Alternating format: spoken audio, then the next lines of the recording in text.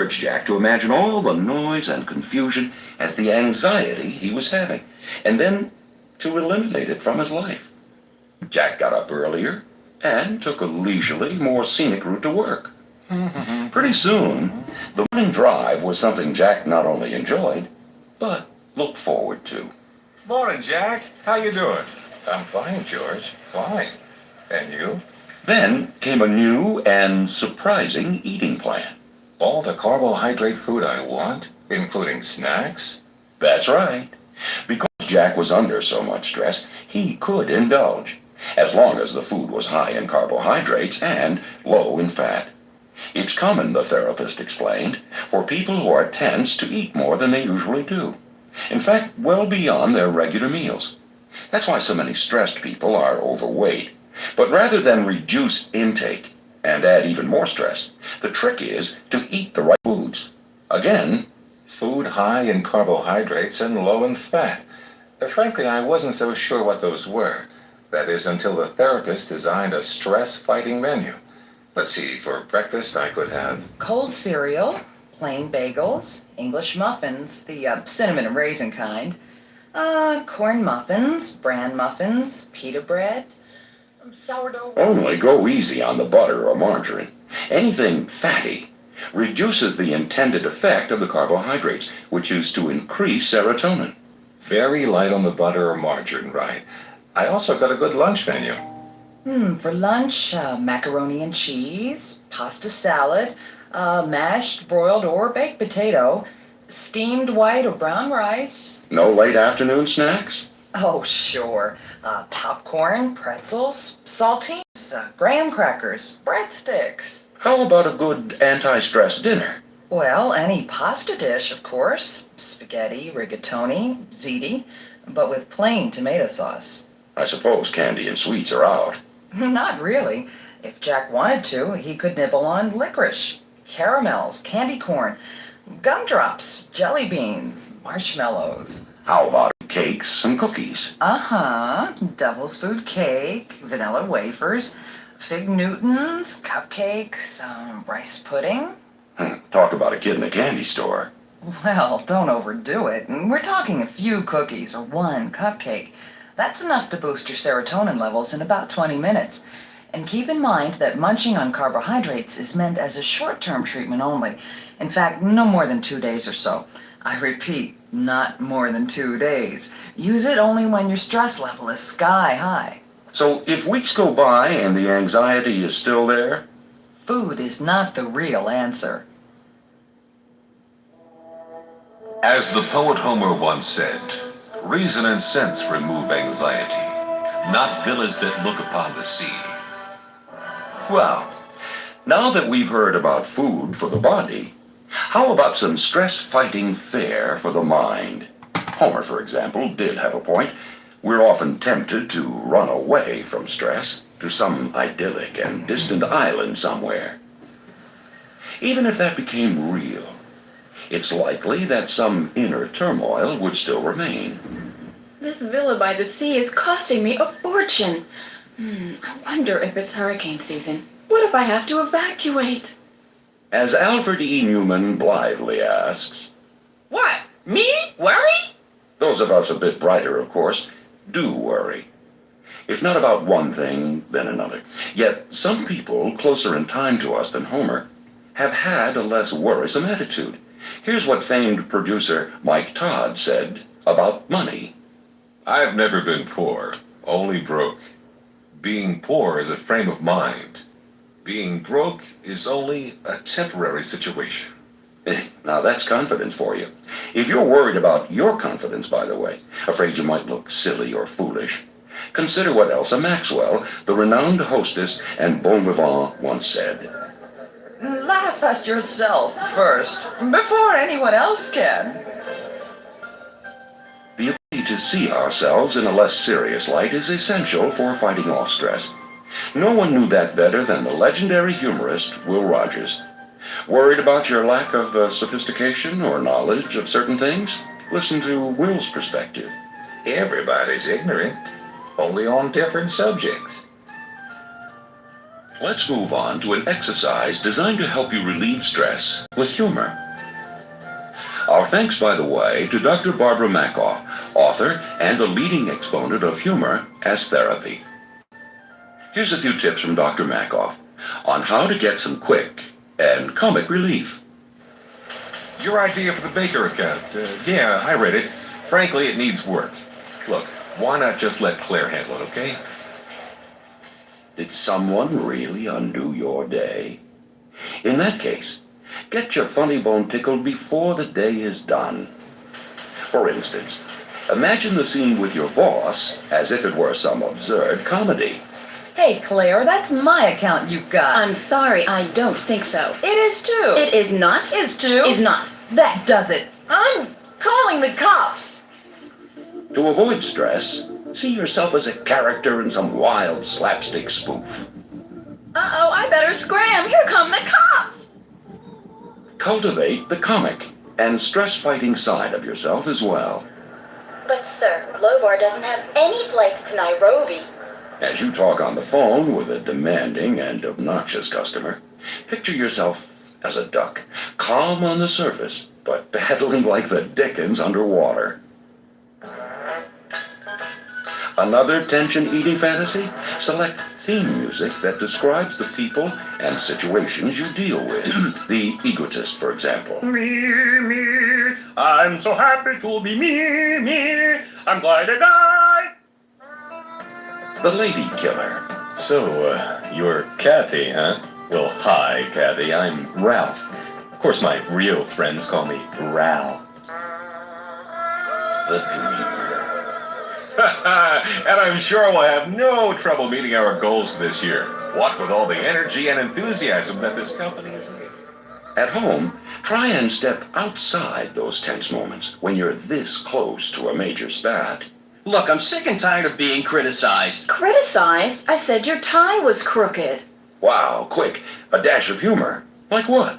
Well, why not pretend there's a third party there? Someone or something that can transform the fracas into a farce. Hey, do you believe how this bozo is acting? What? Bozo? Who are you talking to? My friend Harvey over here. Harvey. Oh, I get it, an imaginary rabbit. Actually, mine happens to be a gorilla. A gorilla, huh? Is he bigger than me? Uh-huh. Better looking, too. Yeah, well, maybe you and old Harvey here want to be alone. Not really. Come here. Yeah? What? Let me straighten your tie. Just don't make that tie too tight. Okay, let's put humor aside for a moment and talk about how to dress for less stress. According to a study done at Cornell, things like shirt collars could be culprits. A too tight collar, the study found, reduced not only comfort, but often the subject's visual sense as well. A pinched blood supply at the neck may also impair hearing, taste, smell, and even mental ability. Even a collar that's just a half-inch too small, the study showed, could hurt, particularly vision. Pilots, drivers, and military personnel would thus be well advised to loosen up, along with many others in today's tight collar world. Hey, hombre, like to feel a skin-tight jeans? Then slip into a pair of ponchos for a fit so snug they'll be closer on you than a cattle brand. And just as painful, perhaps. Some studies, you see, link too tight jeans to lower back pain. And those sexy skin-tight briefs to unsexy varicose veins. And bouts of male infertility. So, how does one dress for less stress? Well, the main thing is to avoid clothes that are so tight they restrict blood supply. Try for a looser, free-flowing look. Of course, that might mean going to a larger size, but all things considered, that's really a small price to pay. As the good book says, money is the root of all evil. Actually, it's the love of money that's to blame. Of course, the stuff itself is the root of large amounts of stress. According to some studies, in fact, money is the prime worry among most American families, regardless of income. Chances are, then, it's caused you a tense moment or two. Okay, how to win the Battle of the Buck. Our thanks to Dr. Daniel Keegan, an organizational psychiatrist in Chicago, for the following prospectus. It'll tell you, basically at least, if your financial footing is sound. This is a 3-part audit, by the way, but it's simple. Just answer yes or no to the following questions. Okay, Part A, Question 1. Do you read, occasionally at least, the financial part of your newspaper? Second question. Do you have a real idea as to where you'd like to be financially in 5 years? And the third and final question on Part A. Do you know what your net worth, assets, and liabilities are? Now comes the evaluation. For that, we'll activate the if mode. If you answered no to any of the questions, you probably should increase your financial planning, at least get a better feel for the road ahead. Part B is now ready. Okay, ready to tackle B? Good. This time, there are 5 questions, and they're a bit tougher. Question 1. If you have investments, are they diversified? Question 2. Do you ever make a credit card payment before interest is due? Question 3. Are you generally in good health? Question 4. Do you have a written will that's been reviewed in the last 5 years? Finally, on Part B, do you spend less than you make? If you answered no to any of the questions in this category, which is a warning group, it would be wise to take some sound fiscal action. A review of your investments, perhaps, with an eye toward diversification, or coming to grips with your credit cards, perhaps not using them till major bills are paid. Wills should not only be drawn, experts advise, but also reassessed every 5 years or so. Now for Part C, and our 5 final questions. 1. Do you discuss financial matters at least once a year with your spouse or family? 2. Do you feel satisfied with such discussions? Are they worthwhile? 3. Do you know where your money is going? And can you roughly account for it? 4. Do you trust your spouse to handle the finances? And 5. If you're worried about money matters, are you taking positive steps that can help? Well, it should be clear that a no to any of those 5 could reveal a basic source of stress.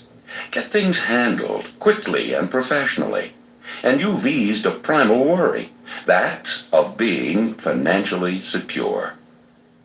Let's see, telephone bill, car payment, rent. Better pay that. How about your bill to yourself? Many therapists suggest a token reward, at least for the work you've done. In fact, make paying yourself a priority.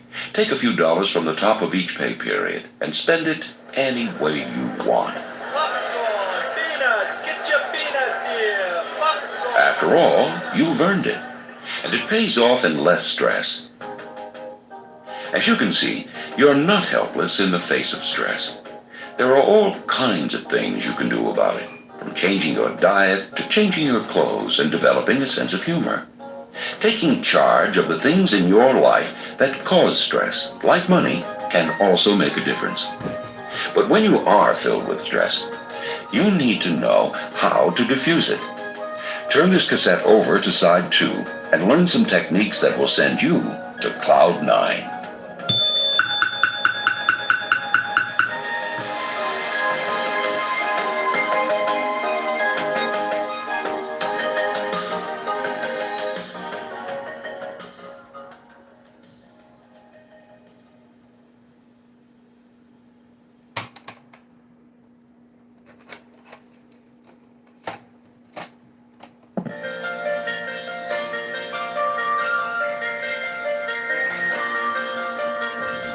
Hello, and welcome to Side 2 of Instant Stress Relief, a mind-body healing take from Prevention Magazine.